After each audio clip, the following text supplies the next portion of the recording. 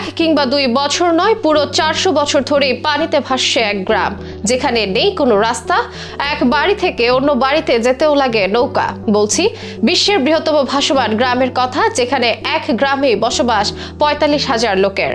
ভাবুন তো, একটা শহর কেমন হওয়া উচিত? বড় বড় দালান, প্রশস্ত রাস্তা আর মানুষের কোলাহলে ভরা। আর যদি বলি এমন একটা শহর আছে যেখানে শুধু রাস্তাগুলো নয়, পানির উপর ভাসছে প্রতিটি বাড়ি আর মানুষজন চলাফেরা করে নৌকায়। কিন্তু কেন তাদের এই ভাসমান জীবন? কেনই বা 400 বছর আগে গড়ে উঠেছিল এই গ্রাম? আর এর পেছনে কতটা কাজ করছে বিশেষ এক ধর্মীয় বিশ্বাস? এসবের বিস্তারিত নিয়ে থাকছে এখনকার বিশেষ আপডেট।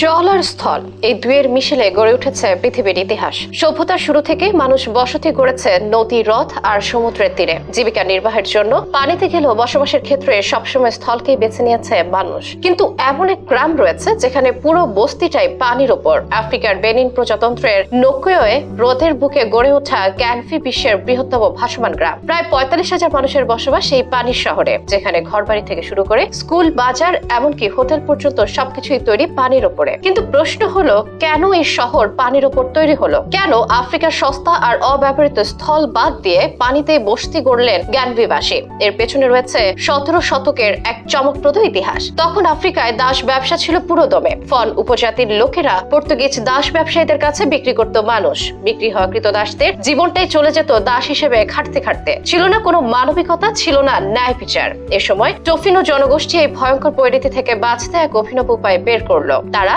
নোকে হ্রদের মাঝখানে এসে গড়ে তুলল বসতি। কারণ ফন উপজাতির ধর্মীয় বিশ্বাস অনুযায়ী তারা পানিতে কাউকে আক্রমণ করতে পারবে না। আর এই কৌশলে টোফিনো জনগণ নিজেদের রক্ষা করতে সক্ষম হয় এবং জন্ম নেয় গ্যানভি গ্রাম। গ্যানভি শব্দের অর্থ হলো আমরা বেঁচে গেছি। এখানকার ঘরবাড়িগুলো বিশেষ কাঠের খুঁটির উপর দাঁড়িয়ে আছে, যা পানির নিচে শক্তভাবে বসানো হয়। ঐতিহ্যবাহী ঘরগুলোর কাঠামো লাল আবলুস কাঠ দিয়ে তৈরি, যা দীর্ঘস্থায়ী এবং আবহাওয়া প্রতিরোধী। ঘরের ছাদ সাধারণত খড় বা ঝেউটিন দিয়ে বানানো। শহরের রাস্তাগুলো হয় পানির ধারা, যেখানে মানুষের চলাচলের প্রধান বাহন হলো নৌকা। এই গ্রামের মানুষের জীবনের মূল চালিকা শক্তি হলো মাছ ধরা। টোফিনো সভ্যতায় এক বিশেষ ধরনের জলজ চাষ পদ্ধতি অ্যাজাইডা ব্যবহার করে, যেখানে তারা ম্যানগ্রোভ গাছের শেকড় ব্যবহার করে মাছ চাষ করে। এটি পরিবেশ বান্ধব এবং প্রাকৃতিকভাবে মাছের সংখ্যা বাড়ায়। তবে এত বছর ধরে টিকে থাকা এই গ্রাম এখন নানা চ্যালেঞ্জের মুখোমুখি। পর্যটকদের সংখ্যা বাড়ার সঙ্গে সঙ্গে গ্রামটির পরিবেশ ও সংস্কৃতি পরিবর্তনের শঙ্কা দেখা দিয়েছে। পাশাপাশি আধুনিক স্থাপত্যের কারণে ঐতিহ্যবাহী কাঠের ঘরগুলো ধীরে ধীরে কংক্রিটের ভবনের রূপ নিচ্ছে। আরেকটি বড় সমস্যা হলো পয় নিষ্কাশন ব্যবস্থা। অধিকাংশ বছর সরাসরি হ্রদে গিয়ে পড়ে, যা ধীরে ধীরে পানি দূষণের কারণ হয়ে দাঁড়াচ্ছে। তারপরও 4 শতাব্দী ধরে টিকে থাকা এই ভাসমান গ্রাম